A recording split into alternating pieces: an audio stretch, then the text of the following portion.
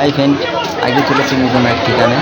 তো কৃষ্ণনগর থেকে কলকাতা যাচ্ছি। তো বুঝতে পারছো কতটা ভিড় কৃষ্ণনগর, এবং এই ভিড় কাটিয়ে আমাকে উঠতে হবে ট্রেনে।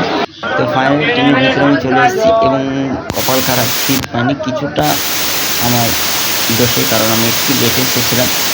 তো একটু আগে আসলে বা অফ সাইড দিলে আমি সিটটা পেয়ে যেতাম, কিন্তু না, যেহেতু আমার ব্যাগ ছিল তো একটু প্রবলেম হতো। যাই হোক, আমি সাথে করতে কিছু দিলে সিট পাইনি, তো কী হয়েছে, তো একটু জায়গা নিয়ে নিয়েছি ট্রেনের ঠিক জানলার কোণায়। তো এখানেই বসে পড়লাম। তো কী করবো, অনেকটা রাস্তা যেহেতু যেতে পারে, আর আজকে আমি যেহেতু রোজা করে আছি এবং দাঁড়িয়ে যাওয়াটা আমার পক্ষে অসম্ভব, এমনিতেই খুব কষ্ট হচ্ছে। তো যাই হোক, তোমাদের ট্রেনের যে বাইরের যে লোকেশান, যে ভিউটা তোমাদের দেখায়। তো এখানে যে আমরা কৃষ্ণনগর স্টেশন থেকে ছাড়লাম কিছুক্ষণ আগে। তো ট্রেনটা এখন ফাইনালি আমরা দমদম স্টেশনে চলে এসেছি। এখান থেকে আমি যাব মেট্রোতে। তো কি বলবো গাইস তোমাদের, এখন আমি ধীরে ধীরে ধীরে ধীরে যাচ্ছি, এবং ওভারব্রিজ এখন উঠবো।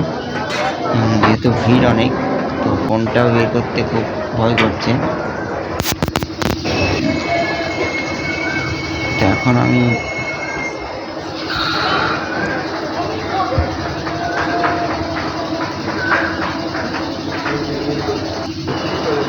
দেখতে দেখতে আমরা একটু টিকিট কাউন্টারে চলে এসেছি। এবার এখান থেকে টিকিট নেব, এবং টিকিট নিতে নিতে ফাইনালি চলে এসেছি আমরা মেট্রোর ভিতরে, মেট্রো ট্রেন। এবং এখান থেকে আমি যাব দমদম থেকে যাব আমি এসপ্ল্যানেড, এবং ওখান থেকে আমার কিছুটা দূর।